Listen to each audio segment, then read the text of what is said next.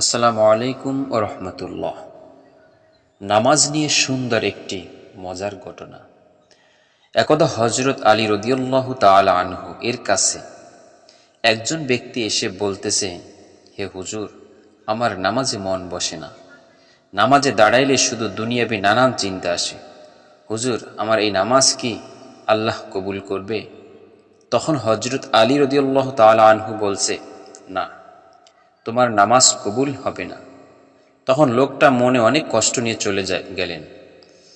এমন সময় রাসূলুল্লাহ সাল্লাল্লাহু আলাইহি ওয়াসাল্লাম এসে হজরত আলীকে জিজ্ঞেস করলেন, ইয়া আলী, আপনার কাছে লোকটা কেন এসেছিল? এসে দেখি মন খারাপ করে চলে গেল। কেন, কি হয়েছে আমাকে বলুন। তখন আলী রাদিয়াল্লাহু তাআলা আনহু বলেন, তিনি আমার কাছে জানতে এসেছে যে নামাজে দুনিয়াবি চিন্তা আসলে কি নামাজ হবে না? আমি বলছি না, তোমার নামাজ কবুল হবে না।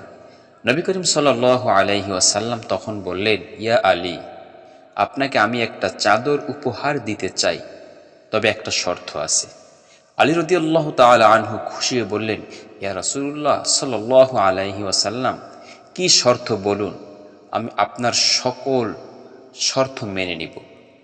বুঝতে তো পারছেন নবী করিম সাল্লাল্লাহু আলাইহি ওয়াসাল্লাম এর চাদর বলে কথা।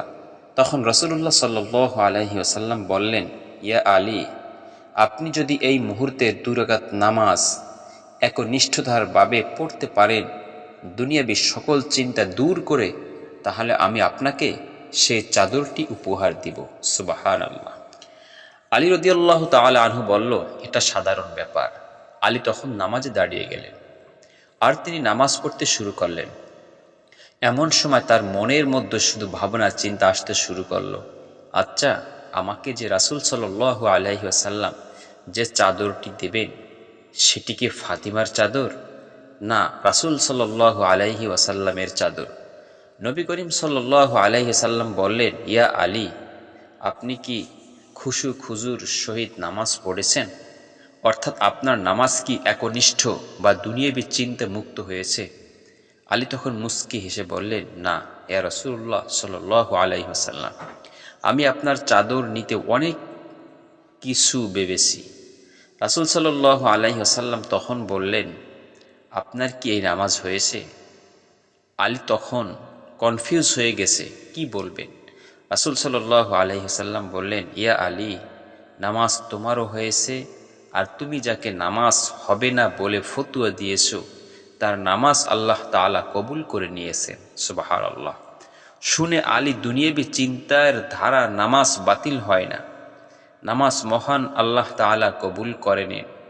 যদি সকল ফরজ নিয়ম কানুন মেনে নামাজ পড়লে নামাজ হবে ইনশাআল্লাহ। তবে আমাদের সকলের উচিত নামাজ আদায় করার সময় একমাত্র আল্লাহকে স্মরণ করে নামাজ আদায় করা। নামাজে দাঁড়িয়ে দুনিয়াবি চিন্তা মাথায় আসে, এই শয়তানের একটা ফাঁদ। আল্লাহ আমাদের সকলকে শয়তানের কুমন্ত্রণা থেকে হেফাজত রাখুন এবং সঠিকভাবে মনোযোগের সাথে নামাজ আদায় করার মতন তৌফিক দান করুন। আমিন। আসসালামু আলাইকুম ওয়া রাহমাতুল্লাহ।